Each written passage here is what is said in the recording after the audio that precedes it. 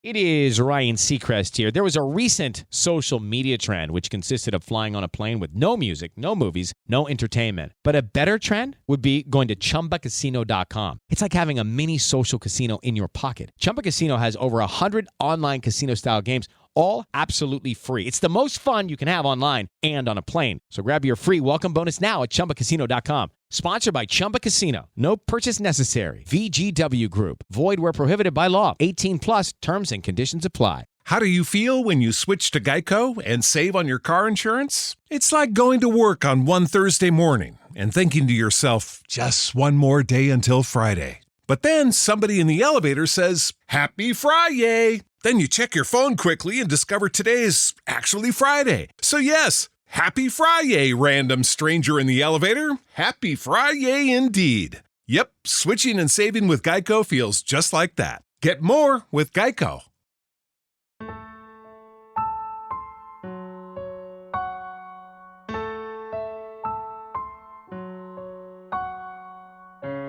Live from Liverpool, the Dark Paranormal, Dark Bites.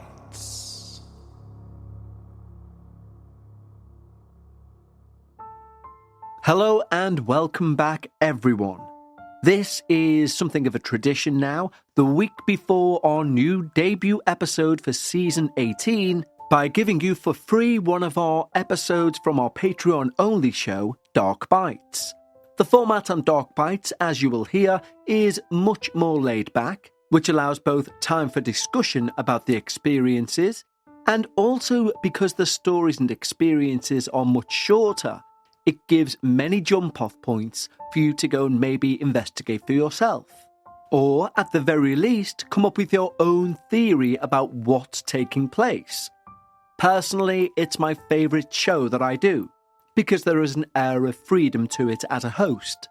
And we've well topped the 80-hour plus mark of Patreon-only content of Dark Bite over on Patreon.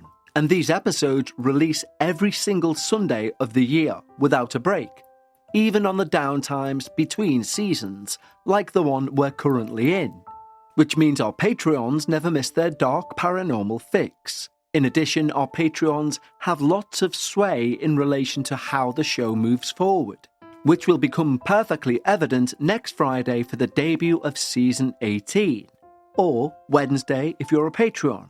Now, before we begin today's bonus episode, I just want to say something I think is fantastic. If you're one of those many people, and I know there are many out there, who listen to my voice and this show because your partner really enjoys this show, well, you can now buy a Patreon subscription as a gift for that individual. You can just head over to patreon.com/thedarkparanormal, and it will give you the option to gift a subscription to Patreon to the person of your choice, which I think is a wonderful idea, as it's been proven that gifts bought a little bit quirky that are in line with your partner's or maybe your family's interests are gifts that really stand out. So don't take my word for it. Head over to patreon.com/thedarkparanormal. At the very least, it makes for a wonderful stocking filler for the person that you love. For example, my partner for over a decade once bought me as a stocking filler a subscription to the 14 Times magazine. And in all honesty, it's one of the best gifts I've ever received. And so if you think you've boxed off all of your Christmas gifts for that paranormal person in your life, maybe add this as a cherry on the top. Simply head over to patreon.com/thedarkparanormal. And every week, apart from receiving everything on the main feed, both ad-free and before everyone else, they will also get an episode like we're about to play. Or maybe you're a listener who would love to have a subscription to the Dark Paranormal Patreon, and you want someone to buy it for you. Therefore, just replay this part of the podcast over and over again in their vicinity. Yes, it will become annoying for them, but yes, you'll likely receive it too. So once more, that's patreon.com/thedarkparanormal, and give someone a unique gift this year. But right now, in our penultimate show before the debut episode of Season 18 next week, here is one of the Dark Bites episodes from our back catalogue. I truly am genuinely excited about beginning Season 18 with you all next week, and I'll speak to you next then.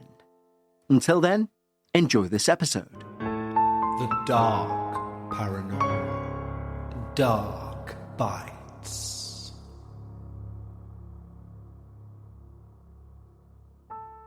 Hello, Patreons, and welcome back to this week's installment of Dark Bites, your Patreon-only podcast. Thank you for all of the ideas, suggestions, and information regarding the book that we're talking about putting together. And it's kind of going to be a collaborative effort. There are many people asking what they can do to help, and I sincerely appreciate it. If you're new to Patreon, you're probably wondering what we're talking about. If you listen to the last few episodes of Dark Bites, you'll know that we're going to look at putting a book together that covers the more modern aspects of the paranormal phenomena that everyone seems to be encountering today in 2024. So please keep your thoughts, your suggestions, your ideas coming through to contact@thedarkparanormal.com. And if you could put in the subject title, book idea, I would at least then know what I'm looking for when I search through the many emails that come through. It's obviously going to be time consuming in the most wonderful of ways, but I'll be sure to be putting a thank you on the inside page to you, our wonderful Patreon team. And also, as you will have heard on our last episode, our midway point for Season 16 of The Dark Paranormal, we're now accepting submissions for Season 17. And Season 17 isn't just The Dark Paranormal, the show itself. It could be for a mini-sode, for an episode of Dark Bites. So if you're sat there and you think, I've always wanted my experience to be listened to be heard by those who don't judge and who understand, then please email it across to contact@thedarkparanormal.com. And remember, length is irrelevant in regards to your experience. As we say on this show, the length of your experience should in no way be indicative of how truthful nor how terrifying your experience was. But let's get to your experiences, and trigger warning 1 does contain ghostly sexual abuse. Our first short email today comes in from Danny, and they write, "Hi Kev, I hope this finds you well. I know loss comes in waves, so I hope the outpouring of love from your listeners is giving you strength." Thank you, Danny, it is. "I always listen to your releases after a gig on the drive home, in brackets, I sing in a band. I always look forward to this part of my week, and I had to respond. The red-eyed kid story from last week. Red eyes chasing me was the only nightmare I had as a child. Red eyes chasing me, and I could never get away. I remember some night my mum would come in and settle me back down, and not long after, I'd be awake again due to the same nightmare. This happened over and over again for years. I can't remember when it stopped, but I do know I never had any other topic in my nightmares. I do wonder if there's a link. The house has been quiet. However, we have had a new cleaner arrive to cover our usual one last week. And she told my husband that she was a clairvoyant, and that there's an old man in our house, and that she wouldn't be surprised if our daughter had seen him. Now, could that be a coincidence, or have I just had validation of what I've been feeling all these years, and what my daughter has spoken about since she was able to talk? Is he the shadow that keeps appearing in all of her drawings? I'm desperate for that agency to send her again so I can speak to her." Danny then shares a paragraph which he states is for my eyes only, and continues to say, "Keep up the good work and thank you for helping me unwind after 5 hours of loud, sweaty, exhausting work every week. Much love, Danny." Well, Danny, 2 things there. Firstly, you say what your daughter's been talking about since she was able to talk, and the implication is there that it's of this man, but it's not mentioned.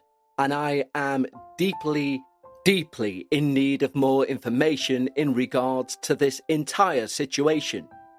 Also, within the paragraph that's between you and I, you do allude that there could be more. So all I will ask is that you get back in touch with a longer version of the events you've experienced. But thank you so much, Danny, for starting off this week's edition of Dark Bites. And it's an interesting thing that only within a week after unveiling, if you will, this idea of the red-eyed kid phenomena, we have our first email in from someone who seems to resonate with what last week's experiencer went through. As I said last week, I've never heard of red-eyed kids. Black-eyed kids, yes. Red-eyed kids, no. Or their apparent ability, as we saw last week, to put someone in a sleep paralysis state whilst in a dream state. Now that's something I've never heard related to the black-eyed kids phenomena. So are we dealing with something entirely new? And that's the fascinating thing about doing this show, and it's why I love it. So, Danny, thank you. Please do get back in touch with more of your experiences. Our next email comes in from Lisa, and Lisa writes, "Growing up, I've always been afraid of the dark. I don't know exactly when this first started, but I have these very early memories of being terrified in my room alone as a small child. My parents would brush these things off, saying I had a vivid imagination, and that there was nothing to be afraid of. But my earliest memories of this terrifying feeling of unknown presences don't have any concrete images in my mind. But I'm certain that I frequently cried for my parents in the middle of the night. Not to say that that's not normal childhood behaviour, but what I would experience later in childhood, I remember all too well. For a bit of background, when I was 7 years of age, my parents divorced. My mum was renting places until I was around 11, when my mother moved into a fixer-upper, a 2-bedroom, semi-detached in a residential area of Toronto. She did this as a single mother, being very financially responsible. It was supposed to be a huge improvement, but it would take some time to renovate. To be frank, we moved into a home that was basically in disrepair. The previous owners clearly did some serious do-it-yourself around the house. It makes you wonder who was living there before us. We got it after an old lady died, and it was her family home before that.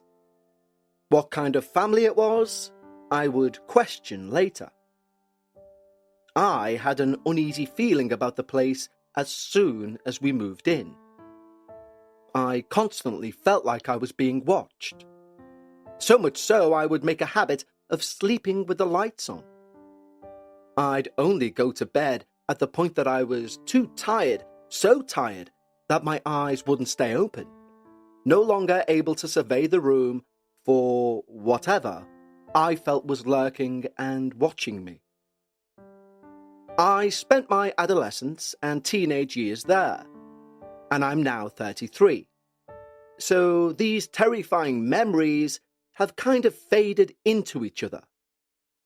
But there are many distinct stories that I will tell you.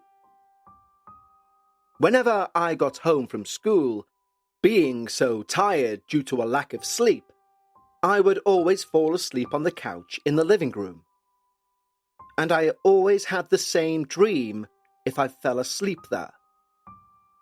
I would be pulled by my hair across the floor to the kitchen, writhing, screaming, trying to break free from whatever was pulling me, and then I'd startle myself awake. And as I would come into consciousness from my little nap, I'd have this feeling, hatred. and I'd still be home alone. But at least it wasn't nighttime yet. This dream made me feel like there was some sort of domestic violence in the home before we lived there. I felt like I was experiencing a previous tenant's trauma. After waking up from this recurring nightmare, I would turn on the TV, watch some trashy TV talk show, and try to forget this dream. The one I'd have every time I'd come home from school. I told my mother about it, and she is the kind of person that does believe in ghosts, but also isn't afraid of them. I've always suspected she's kind of a sensitive person in that regard, but she always doubted me. But whilst doubting me and my experiences, she would also offer up some of her experiences that she'd had in the house. I think in her dismissal of my experiences, she was trying to reassure me as a child. But apparently, the first night she slept in the house alone, she heard a whisper in her ear saying, "It's going to be okay," by a female voice. Not a frightening phrase for sure, but very jarring nonetheless. Unfortunately for me, my experiences were not as mild as hers. I remember getting ready in the bathroom before school, about the age of 17. My mum had already left for work, which was a bit unusual, but I had a spare period in the morning, meaning I started school at 10 instead of 9. So I was doing my makeup and my hair as a teenage girl does. And all of a sudden, there's this loud thud on the door. It sounded like a fist was hammering down. I stood, frozen in terror for a bit, but I had to leave for school. I opened the door, and I heard the cupboard in the kitchen downstairs creak open. I left that house for school pretty quickly that day. As a teenager in the early 2000s, I'd spend a lot of time, like most kids, on MSN Messenger, after school, and late into the night. Chatting with friends and downloading and sharing music that we discovered. I was quite lucky in the fact I had my own computer in my bedroom, and I'd spend a lot of time at my desk from the evening into the night time. But there was always a presence. I habitually would snap my head around, thinking I would catch whatever it was I would feel intently staring at me. Of course, there was never anything there. Until one night, I was fed up, and I said out loud, "Show yourself!" I don't know what I was thinking. I think I was just pushed beyond breaking point. I was questioning my sanity, so if I did finally see something, it would at least validate my experience. Well, it didn't show itself per se, but it made itself known in that moment. I had a space heater at my feet that night, as my room was constantly ice cold. Something I attributed to the leaky windows in my room. I hear this clicking noise, and I look down to see the button on my space heater physically moving, on and off, on and off, on and off, and it doesn't stop. It's not electrically powered, the button, it's a physical switch. I see the actual button move. I stare in disbelief, and then I feel a shiver down my shoulders through my spine. I feel this presence more than ever, and it's as if it's right behind me. I stand from my desk and scan the room. Nothing. But at this point, I'm so scared I call my mother into the room, although I knew she would be annoyed that I'd interrupted her sleep. I call, "Mom!" and in she comes sleepily. All the lights are on in my room, so she's squinting, having just been asleep. What? Lisa, what is it? Well, I had no words. Something weird's happened. She rolled her eyes in frustration. Lisa, I've got to get up early. Don't wake me up again. She shut the door, and I was left in eerie silence, with this palpable presence still there. I eventually fell asleep that night, but again only at the point of complete sleep deprivation, when your body takes over and basically shuts the lights out for you. This night, things escalated. This would be the first time that I experienced this, and unfortunately not the last. I would experience sleep paralysis regularly, but instead of the usual textbook experiences that I would read through my extensive online research, mine were different. It would start with somebody touching me. Not aggressively, intimately.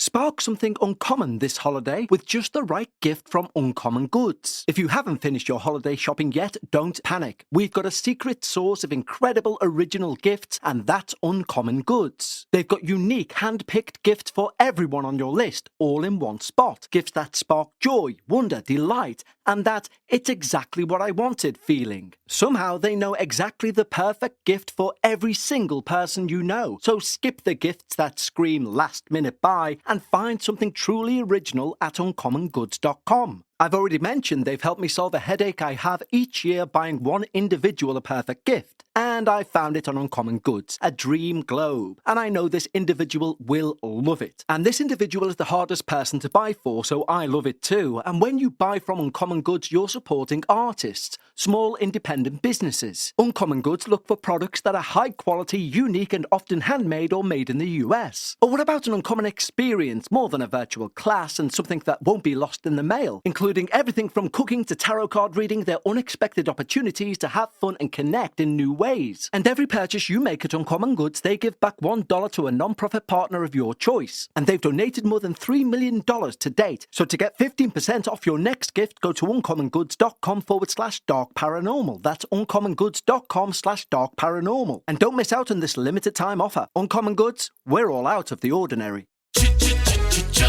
Looking for excitement? Chumba Casino is here. Play anytime, play anywhere. Play on the train, play at the store, play at home, play when you're bored. Play today for your chance to win and get daily bonuses when you log in. So what are you waiting for? Don't delay. Chumba Casino is free to play. Experience social gameplay like never before. Go to Chumba Casino right now to play hundreds of games, including online slots, bingo, slingo, and more. Live the Chumba life at ChumbaCasino.com. VGW Group. No purchase necessary. Void where prohibited by law. See terms and conditions. 18+.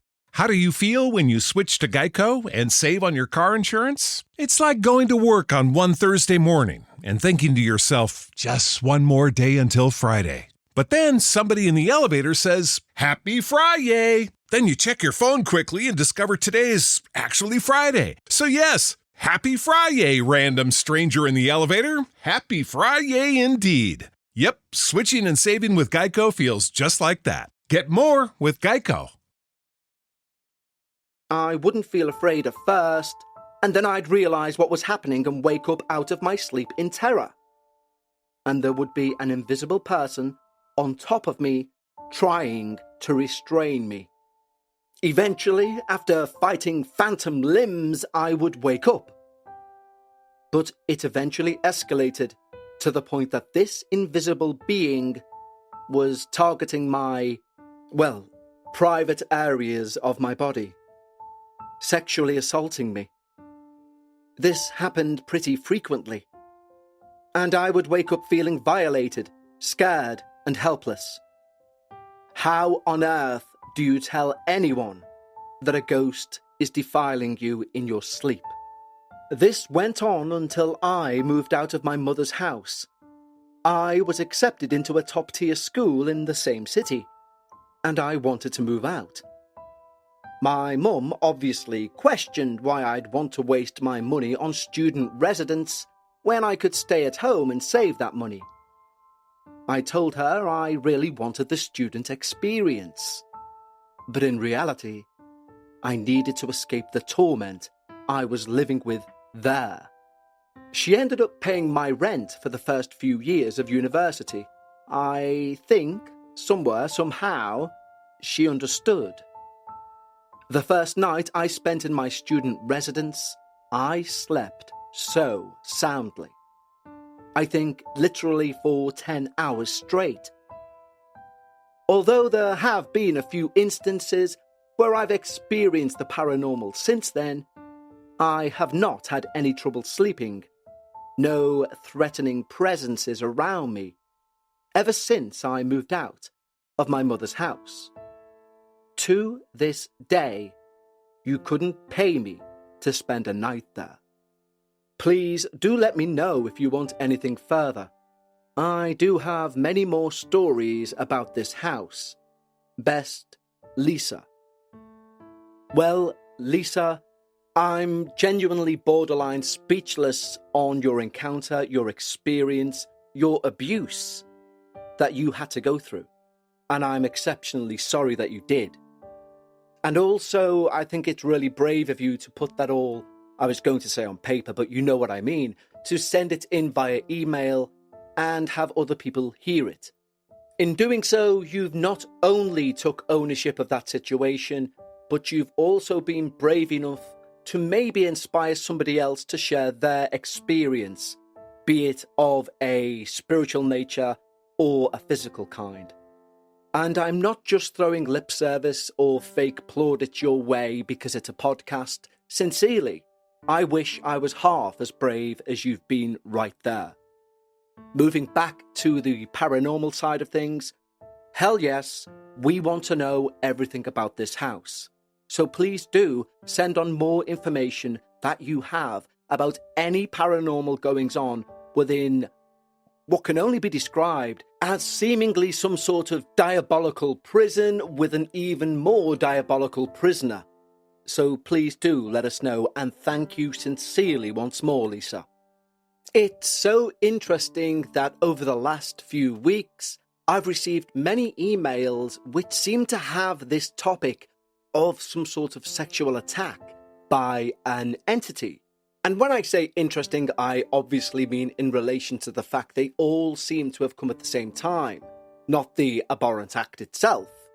But the fact that Lisa picked up on the fact that there may have been domestic violence in that home in the past before they moved in definitely fits in with that stone tape theory idea of trauma imprinting itself on the walls. However, in this case, that trauma seems to be sentient. And this is one of those interesting theoretical bits that we need to look at when looking at this book. So, for example, if we've always fell down the same path of stone tape theory or sentient being, is there a way, I wonder, a stone tape entity could become sentient?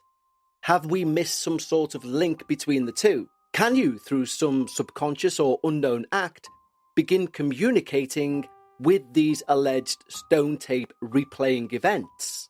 Can there be some sort of almost evolution from a stone tape replaying to a sentient entity? Maybe it's as simple as the person who now lives in the house looks very similar to one of the participants in that forever replaying reenactment, and therefore the instigator in that reenactment may, definitely for want of a better phrase, wake up and be able to interact with the environment around it. In fact, the more I think about it as I talk right now, I'm more convincing myself there is some sort of paranormal missing link between a residual and a sentient haunting. Well, I think I've just realised where my head's going to be for the next few hours following this recording. But let's continue this episode of Dark Bite with a submission from one of our Patreons by the name of Drake. And Drake writes, "Hi Kevin, my name is Drake. First off, I'd like to say thank you so much for creating this wonderful podcast.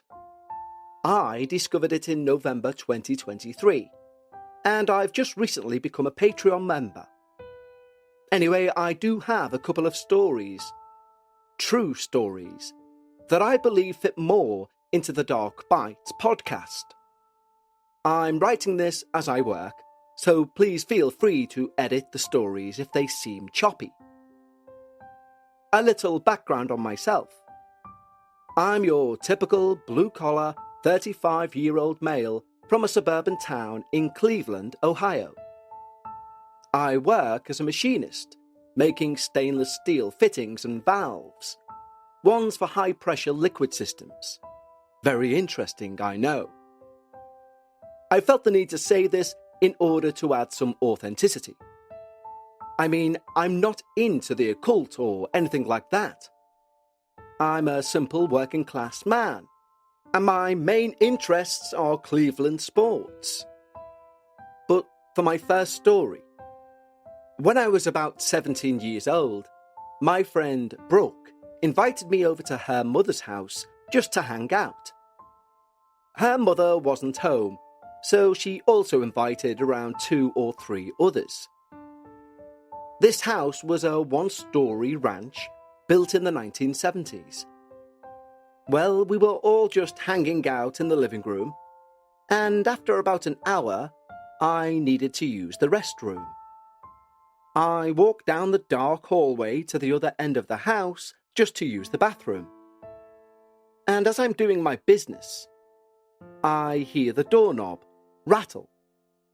So I turn my head, and sure enough, it appears that one of the other guests is messing with me, violently twisting and pulling on the doorknob. I yell out, "Occupado!" But this rattling does not stop. I thought to myself, wow, fuck this guy. And I decided I was going to take my good old time. So, I very intentionally slowly washed my hands, while the doorknob continued to violently twist and turn. I then slowly dry my hands, and then I very quickly grab the rattling doorknob and swing the door open to nobody. There is no one stood in that hall. Well, I was dumbfounded. How was that possible?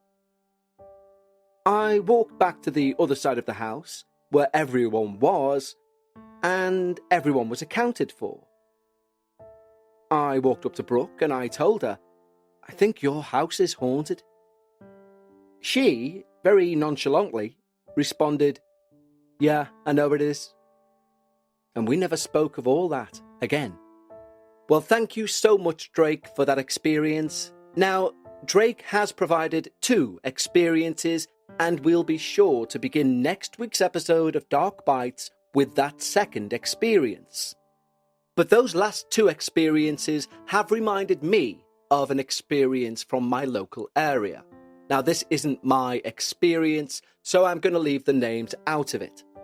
But basically, in the early 80s, there was a family who lived in an area very nearby, a young married couple. They had 1 child who was recently born, and they bought a brand new house, although it had had 1 previous owner, who lived in it for about 12 months. And they knew nothing at all about the previous occupant, only that the house was completely bare. But as it was recently made, it was all immaculate, meaning all they needed to do was find the money to furnish the entire house. Whilst they did so, they stayed in one of their parents' houses. Meanwhile, the male of the couple bought a sofa, a very cheap one, just so he at least had somewhere to stay if he was decorating, etc. And he also bought a cheap blow-up mattress to go upstairs in case he was doing upstairs and felt like sleeping there. I guess you'd want to try each room out. Anyway, as you do if you're young and you've just bought a new house, on the way home with his friend after a few drinks in the pub, he wants to show his friend the house. So they pop in, they eat their takeaway, and then they decide they're going to sleep there. So one lays on the couch, one goes upstairs to the air mattress. The one who was on the air mattress went to the toilet in the middle of the night, and as they're on the toilet, they heard their friend run upstairs, and then the bathroom door was kicked open. The guy on the toilet obviously fell off in all the panic and began swearing at his friend, but his friend wasn't there.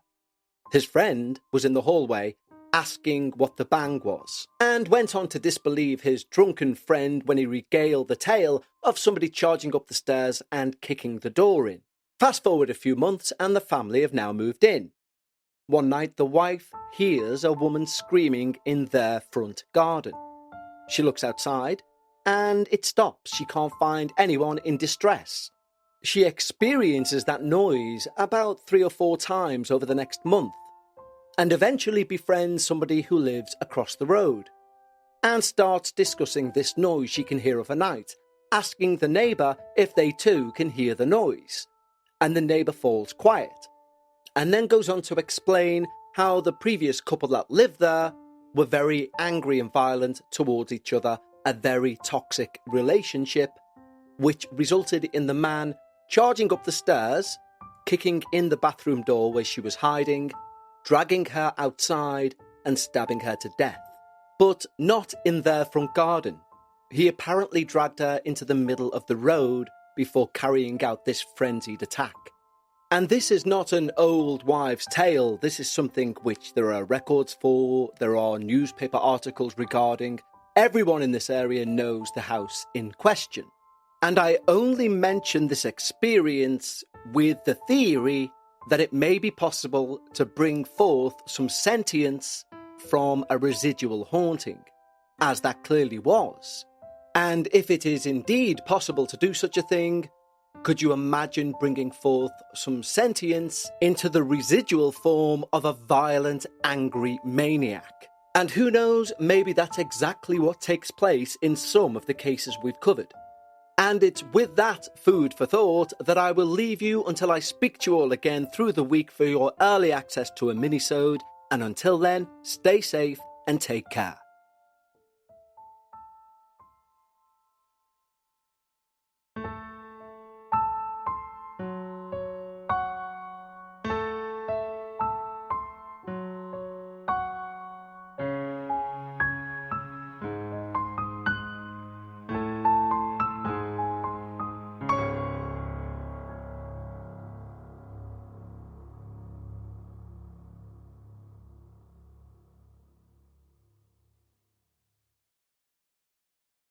Every day when you log into ChumbaCasino.com, the ultimate online social casino, you get a free daily bonus. Imagine if you got daily bonuses in other parts of your life. I chose French fries over loaded French fries.